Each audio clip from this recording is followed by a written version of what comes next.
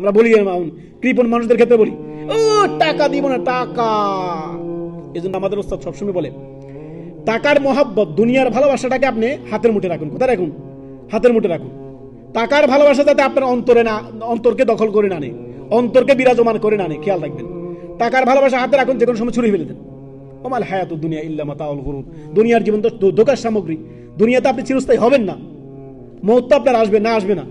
মওত তো যে কোনো সময় আসতে পারে, আসতে পারবে না। আল্লাহ তাআলা বলছেন, ওয়াজাআত সাকরাতুল মাউতি বিল হক। তুমি যেখানে থাকো না কেন, মৃত্যু সত্য আসবে। কুল্লু নাফসিন যায়িকাতুল মাউত। প্রত্যেক প্রাণ, যার ভিতরে আল্লাহ প্রাণ দিয়েছেন, তার মওত আসবেই। যত কথাই বলেন, পালানোর কোনো জায়গা নেই।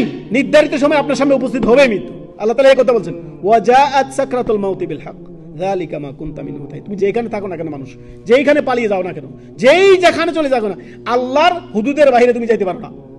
আল্লাহর ধরার বাইরে তুমি যেতে পারো না। আল্লাহর জমিনে তোমাকে থাকতে হবে, আল্লাহর আয়াত্তাধীন তোমাকে থাকতে হবে। এর বাইরে যাওয়ার কোনো সুযোগ নাই।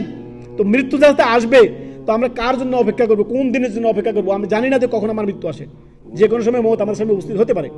তো কোন সময়ের জন্য আপনি কার জন্য অপেক্ষা করতেছেন? যে তওবার জন্য অপেক্ষা করবো, যে একটা উপনীত বয়স। আমাদের দেশে আছেন একটা মানুষের মধ্যে বিশ্বাস আছে, সুদ বাটপারি যত প্রকার আপনার অন্যায় করার আছে করব, শেষ বয়সে যে হজ করে একবার হাজী সাহেব হয়ে যাবো। একবার হাজী সাহেব নামের সাথে উমক হাজী সাহেব টাইটেল।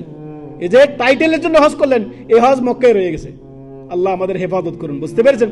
টাইটেলের জন্য হজ নয়, হজ হবে কার জন্য? কুল ইন্না সলাতি ওয়া নুসুকি ওয়া মাহিয়া ওয়া মামাতি লিল্লাহি রাব্বিল আলামিন। আপনার জীবন, আপনার মরণ, আমার জীবন, আমার সমস্ত কিছু, আমার কুরবানি সব হবে কার জন্য? একমাত্র লিল্লাহি রাব্বিল আলামিন, সেই মহান প্রতিপালকের জন্য, যিনি মালিকুস সামাওয়াতি ওয়াল আরদ, যিনি আসমান জমিনের একচ্ছত্র মালিকানা। সেই রবের জন্য আমাদের যাবতীয় ইবাদত বন্দেগী হবে। খেয়াল থাকবে, সবসময় খেয়াল।